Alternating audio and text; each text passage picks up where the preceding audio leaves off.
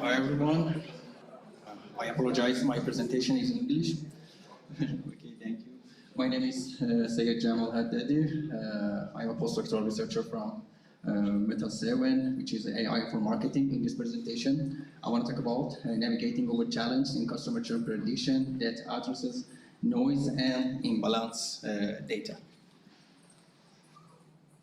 The topics that we are going to cover today is customer churn prediction in imbalanced datasets and also customer churn prediction in noisy dataset using an adaptive stochastic gradient descent. If I'm going to shortly explain about the customer churn prediction, customer churn is when a customer stops or leaves using a company or product, and also its importance is when losing a customer can hurt a company's revenue and growth. And for customer churn prediction, we use historical data, transactional data to forecast which customers are likely or probably to leave the company or service that the company is serving.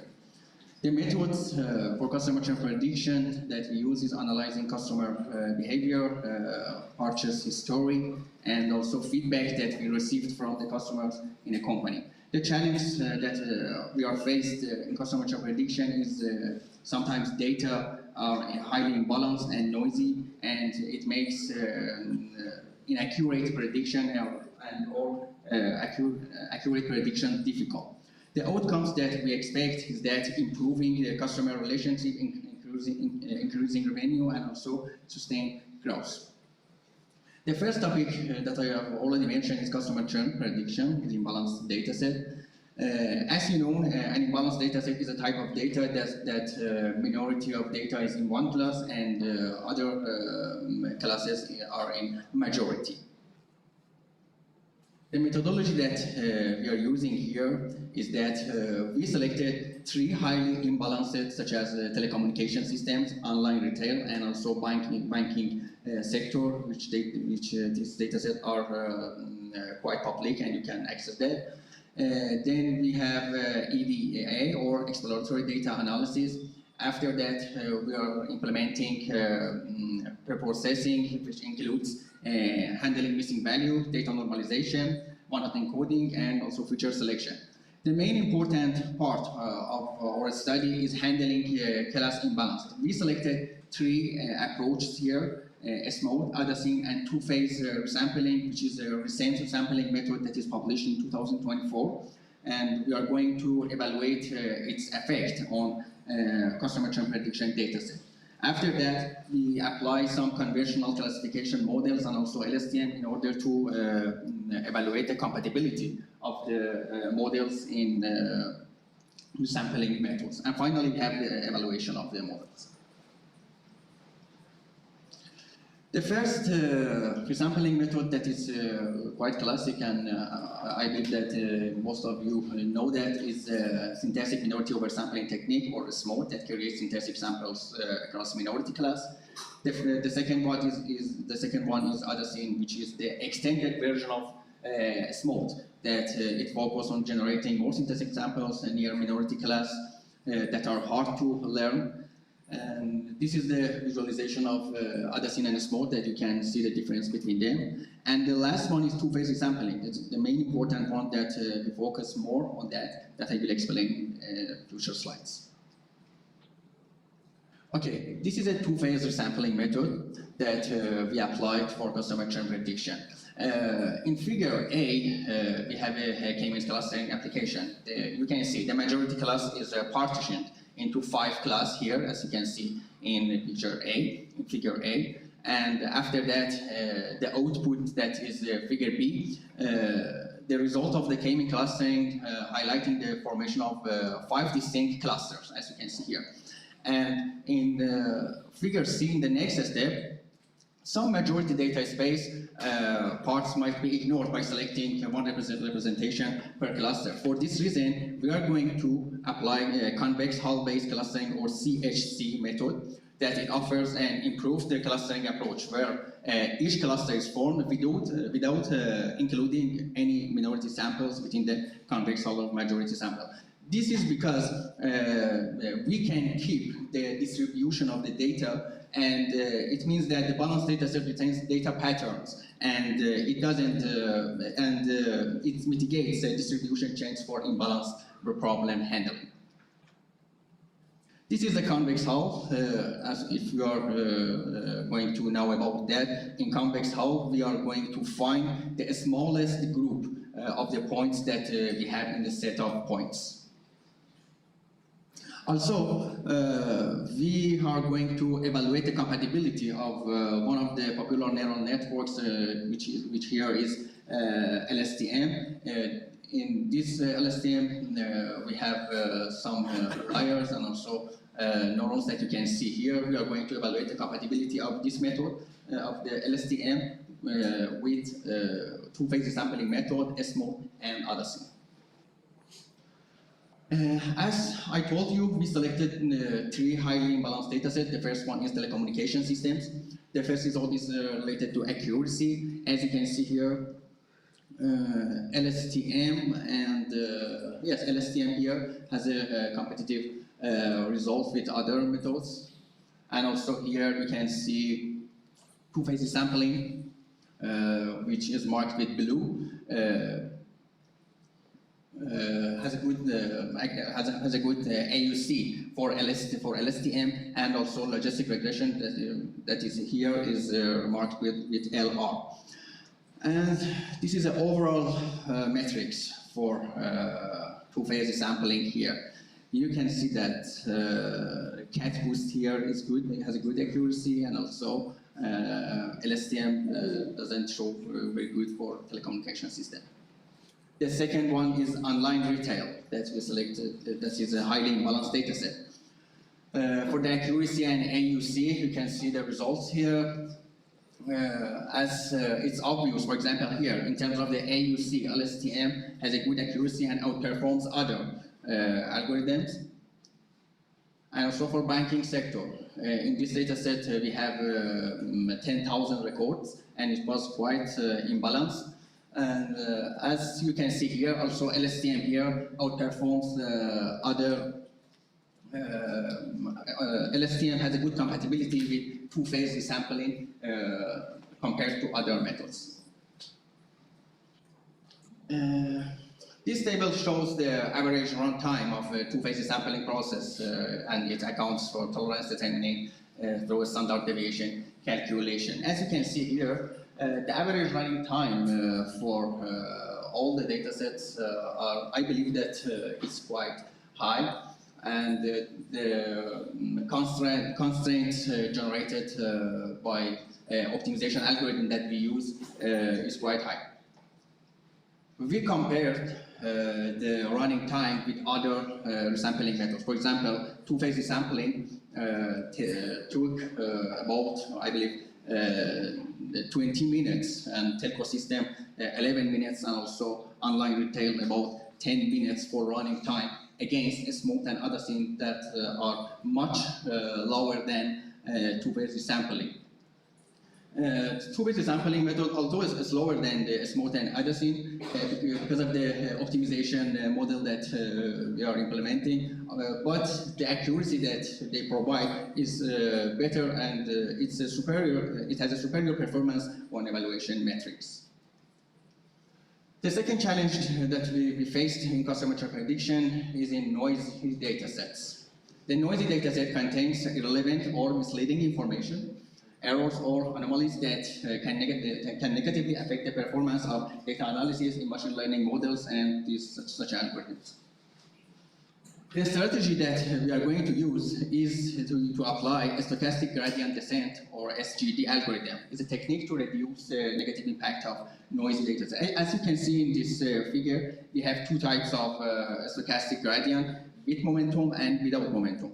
The difference that I'm going to explain here is that a stochastic gradient descent with momentum takes into account the path gradient, and it's smoother, and it has more speed related to without momentum, stochastic without momentum. Another thing that I'm going to highlight here is that, in contrast, other studies which focus on noisy labels in customer churn prediction, in this study, we aim to handle noise in independent features and during the training of a deep learning model.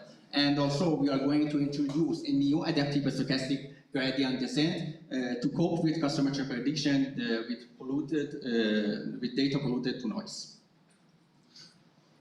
Another thing about the adaptive stochastic gradient descent optimizer is that it's a custom optimizer based on the stochastic gradient descent that is defined. It adapts its noise factor based on the performance metric of the model and aim to find the balance between the parameters and metrics during the training. Since we didn't find the imbalanced dataset, we didn't find the noisy dataset in customer churn prediction, we tried to make a noisy dataset. In fact, in our dataset that we already have, it's a highly imbalanced dataset in banking. We tried to make noise, to add noise to two features, estimated salary and credit score feature. This is done by periodically selecting some data points and modify their value, and we added that to up and down to this feature. And as you can see, the red color, the red marks are noise of this feature. We defined a function for adaptive stochastic gradient descent. A function is defined, a function that we defined returns true if any of the following conditions are met. If one of these conditions are met, with the threshold that is 0.05, we can indicate that the increase in noise factor is necessary, and the algorithm tries to increase the noise factor. If I'm going to explain, if I'm going to say an example of this condition, for example, in the first one, if we have increase in validation loss, and if we satisfy this inequality, the noise factor will be increased. In order to have a more generalization, we set the k-fold cross-validation in this algorithm to 5, and it simulates a noisy training environment, and it allows the model potentially learn to generalize better in the presence of noisy data. We got some preliminary results because this algorithm is under development. But I can show you some results here. It's quite preliminary.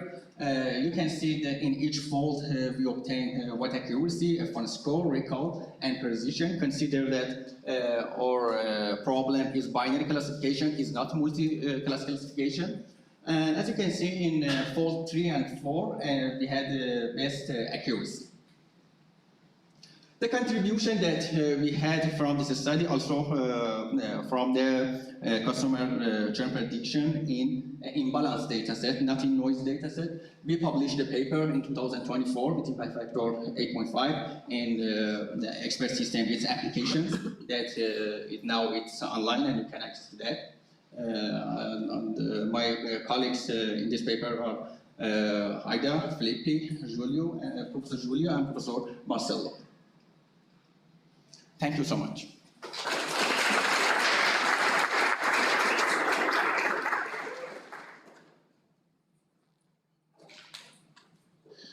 Muito obrigado, Seyed. Muito obrigado. Queria abrir para perguntas da plateia, por favor, em inglês.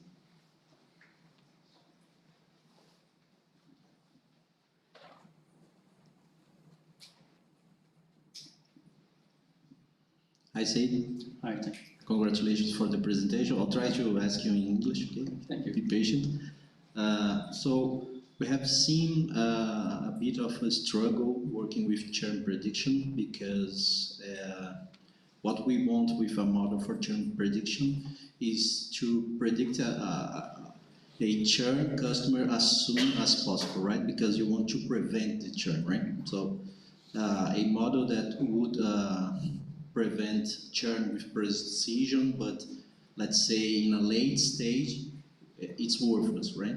So it might be difficult to label the data sets in terms of what is a churn and what is a non-churn customer, especially in services, because the engagements to services are not as strict as it is for products, let's say. So have you worked with some challenge like this in your research? Actually, in this data set that we use, the data are already labeled. But I understand your question.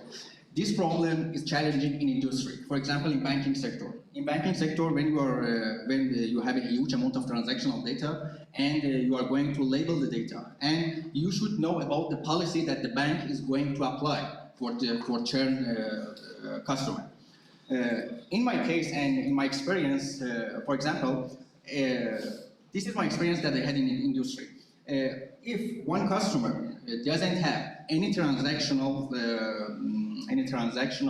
how can I say, record by online, physically go to bank, and if it doesn't have any relationship with the bank for 1 or 2 months, this means that this customer is churned. This is the policy that we applied in the industry. But in this data set, I don't know what is the policy for the labeling the data, because this data set is published. But it would be a good question, and it would be a good analysis to find the pattern of how they selected churn customers. Okay, thank you. Obrigado pela pergunta. Mais alguma pergunta da plateia?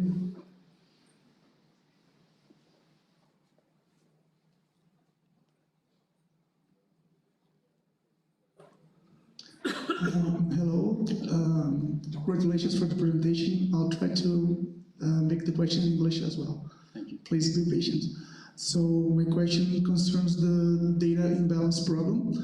And I'd like to know if you guys considered adjusting the optimal threshold of the model, because sometimes just by adjusting this cutoff, you can have much better results for imbalanced data sets. I mean, not using 0.5 or more of probabilities on the outputs to determine if the person have churned or not.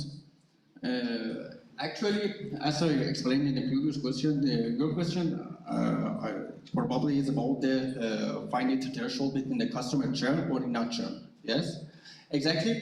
Okay, in most of the papers, in most of the research, after the 0.5, it's customer churn, and before that, customer is not churn. This is the very popular policy for labeling the data, and they use for finding the label after the optimization algorithm is done.